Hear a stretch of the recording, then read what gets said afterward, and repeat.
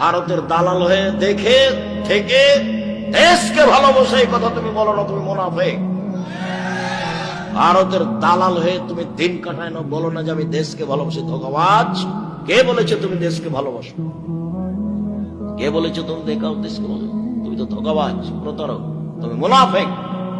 জাতির সাথে গাদ্দারি করো, দেশের সাথে গাদ্দারি করো, দেশের দিনী ভাই বোনদের সাথে গাদ্দারি করো।